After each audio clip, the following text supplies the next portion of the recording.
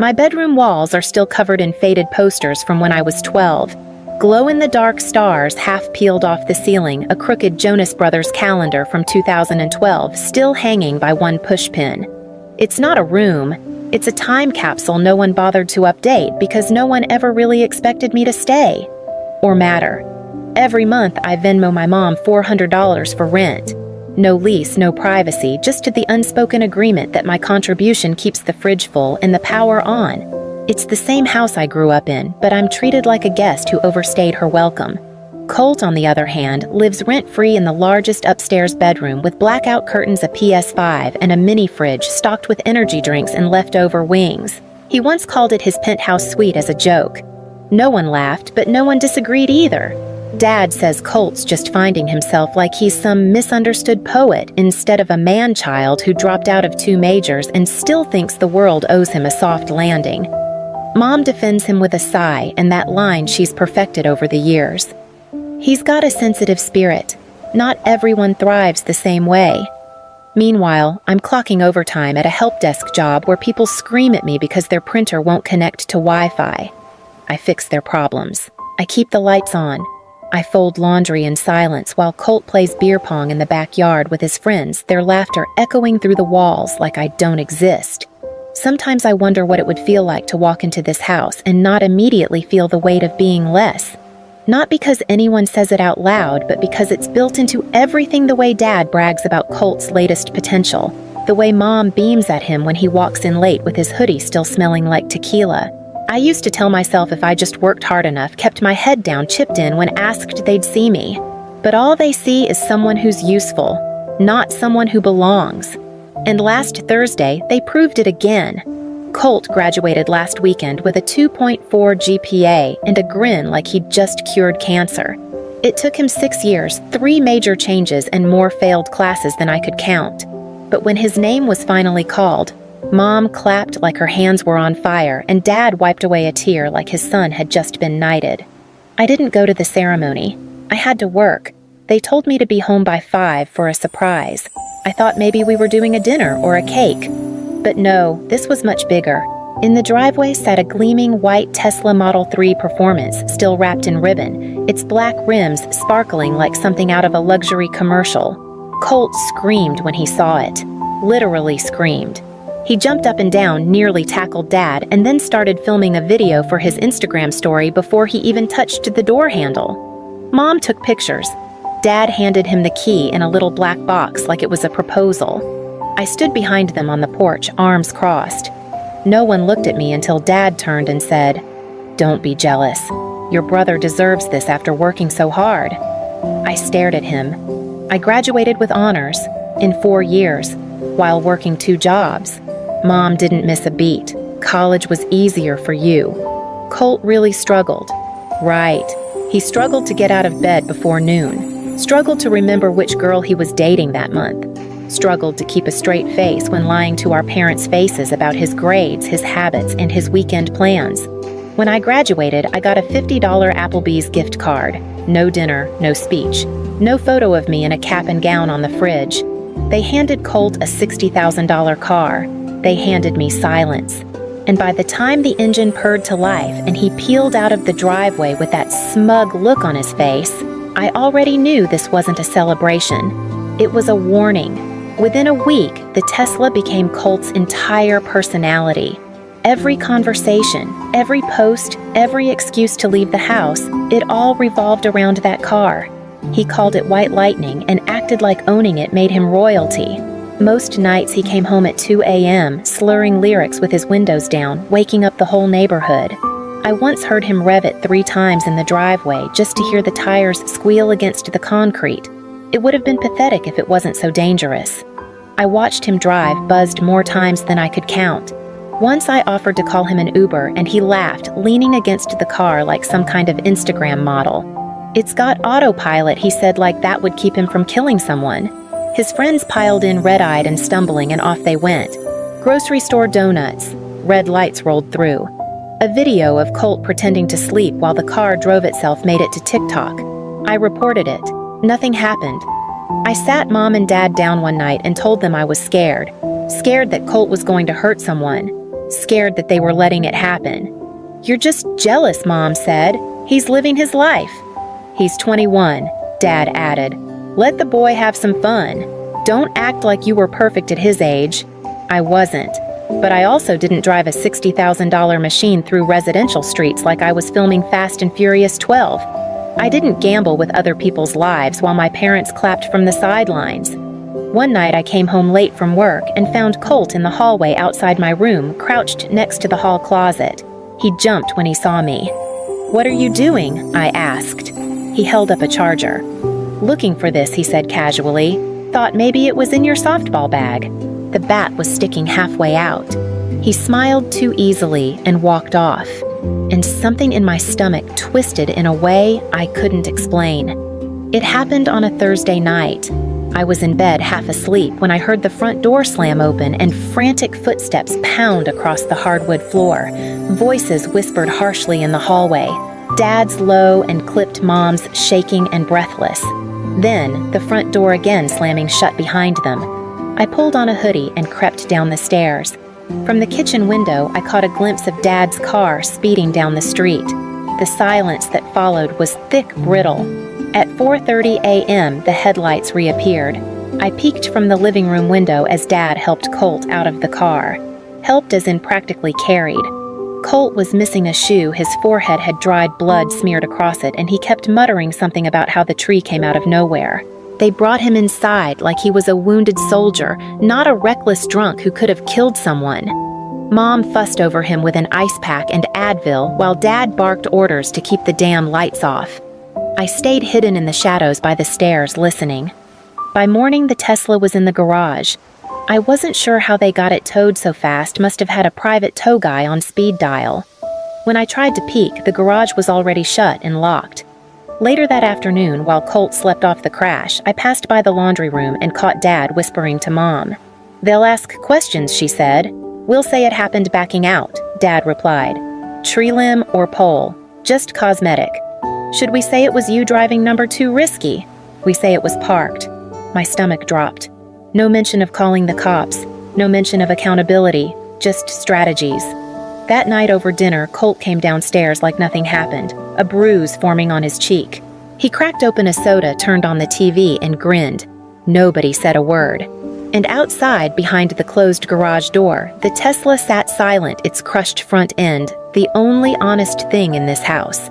2 days after the crash, Mom texted me during my lunch break. "Family meeting at 6. Be home on time. No emojis, no context."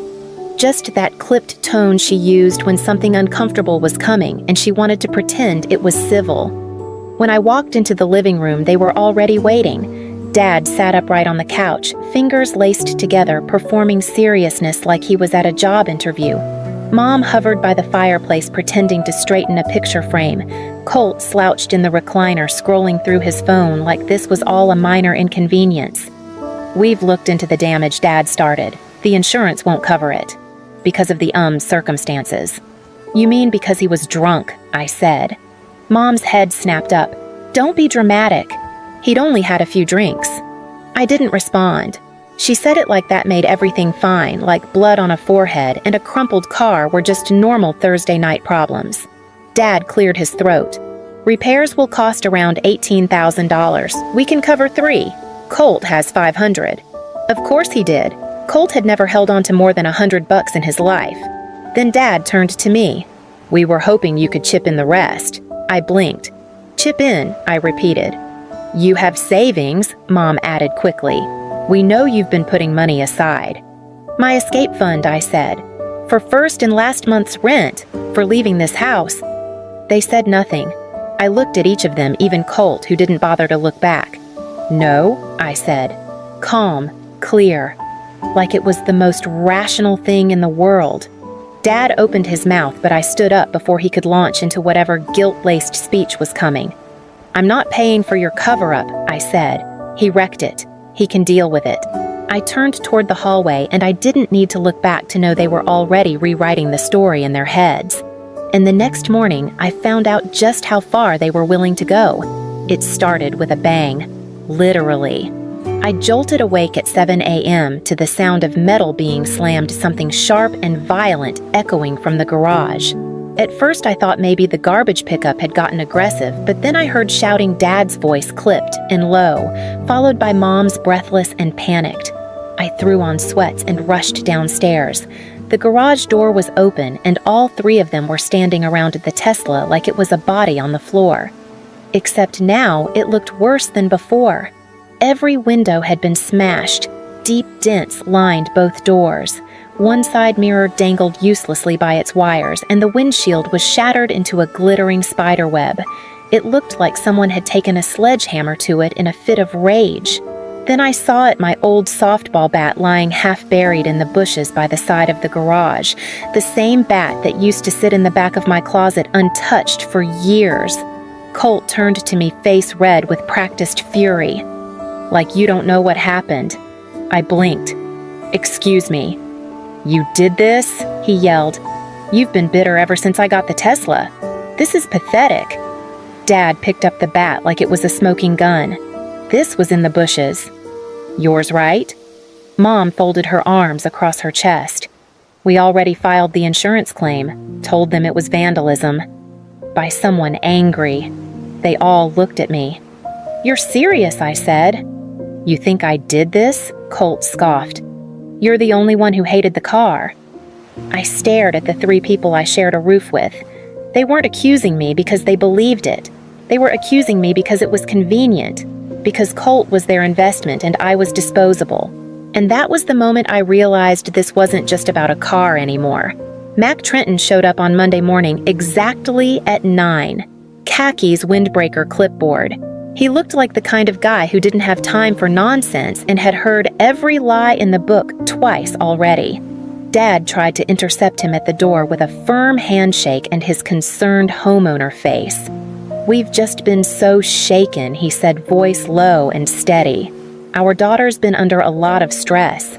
She's always been emotional. Mac didn't even look up.